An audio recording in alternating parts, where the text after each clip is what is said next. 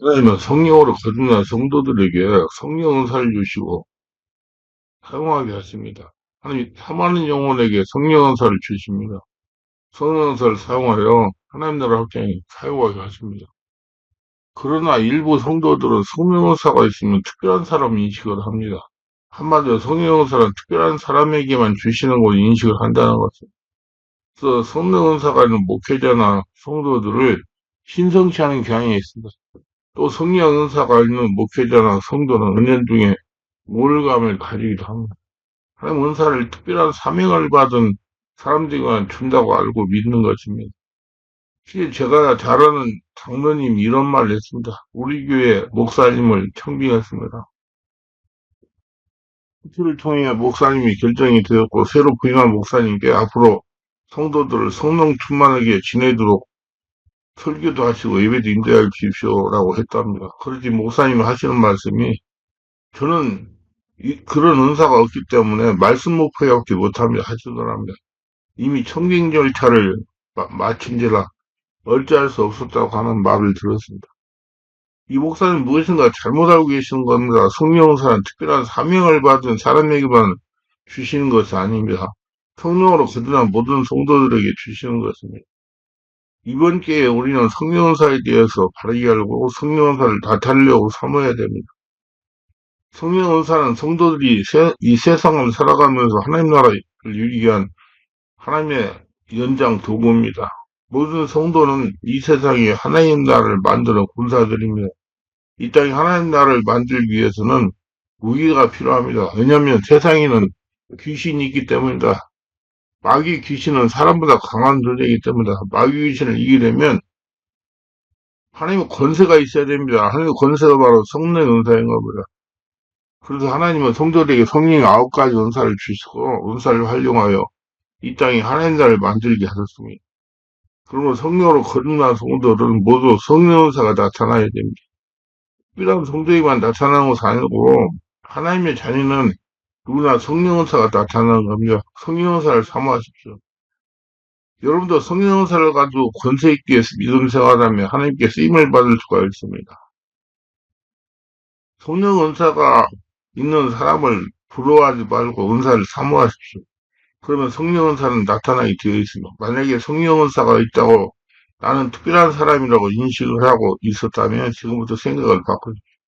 성령 은사가 있다고 특별한 성도가 절대로 아닙니다.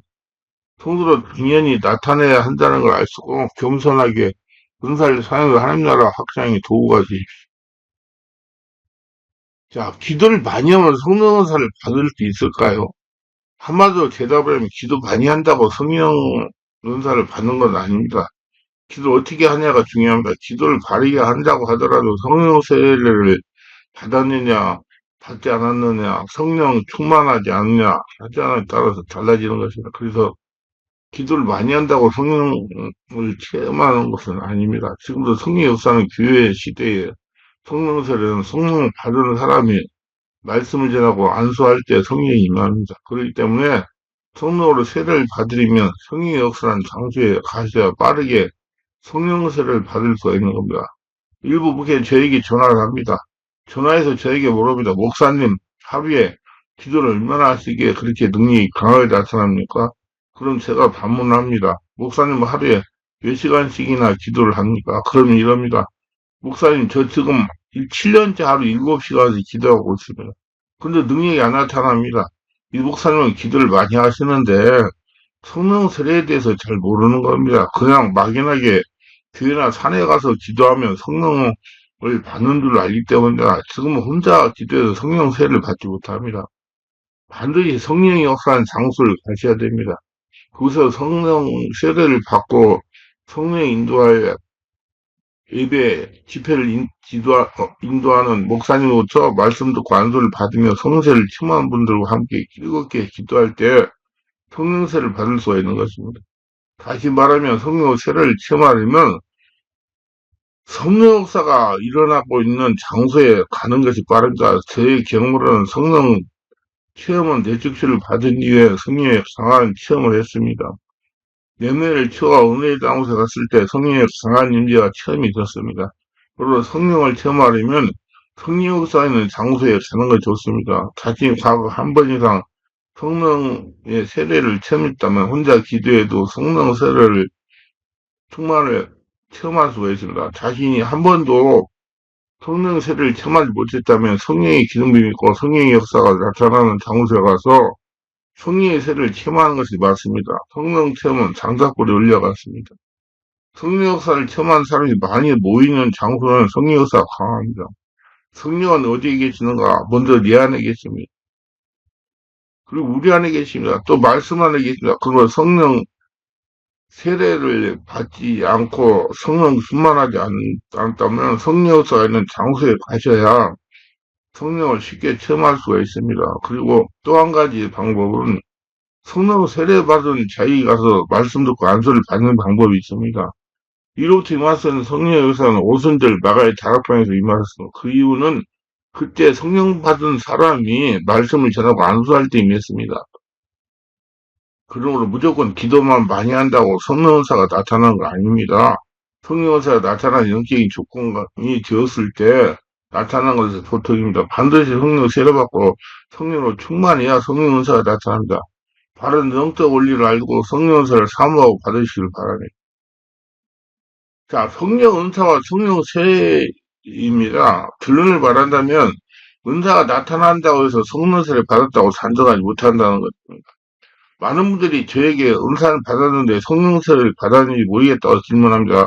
성령 은사는 성령세를 체험해야 나타나는 것을 보통입니다. 그러나 성령세를 체험하지 않아도 은사는 나타나는 경우가 있습니다. 은사는 육체로 나타나는 것이기 때문입니다. 그래서 무당도 마귀 귀신이 은사에 있기 때문에 사람들을 심리적 감찰 사기를 치는 것입니다. 은사는 육체로 나타나기 때문에 성령의 세를 받지 않아도 은사가 나타날 수가 있습니다. 성례를 받지 않았는데 은사가 나타난 경우 그 은사는 진위를 확인하는 방법이 있어서 성령의 열매를 보아 알 수가 있습니다. 성령으로 은사가 나타나는 사람은 그 열매가 아름답습니다. 자신이 성품이 변화갑니다. 가정환경에 자꾸 풀립니다.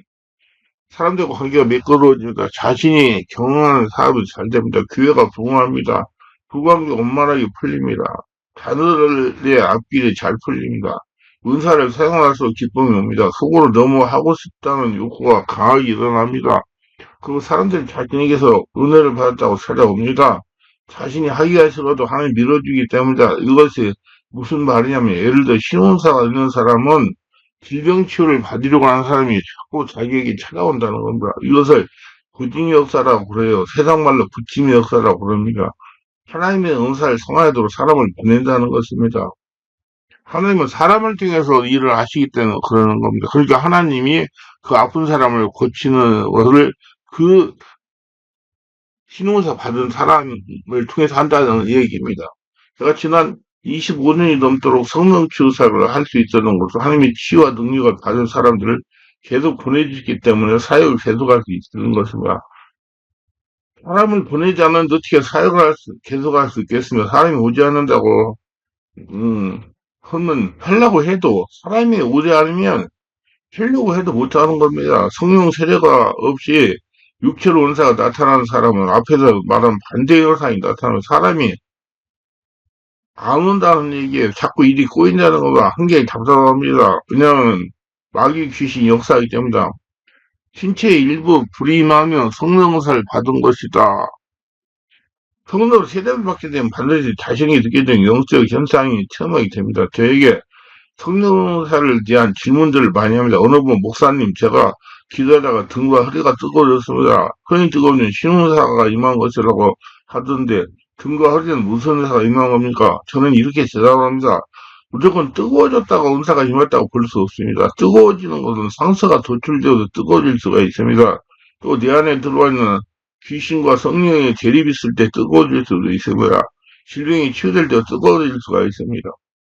마귀 귀신도 뜨겁게 역사할 수 있기 때문입니다. 성령이 장악할 때 보존 역사로 뜨거움을 체험하기도 합니다. 그래서 은사가 임할 때 뜨거움을 체험했다고 한정하는 것은 바르지 않습니다. 그럼 반드시 바른 분별이 필요합니다. 모두 분별하시고 바른 성령 은사를 받으셔서 하나님의 나라 확장에 군사로 다 쓰임받으시기를 열심히 여러분 축원합니다.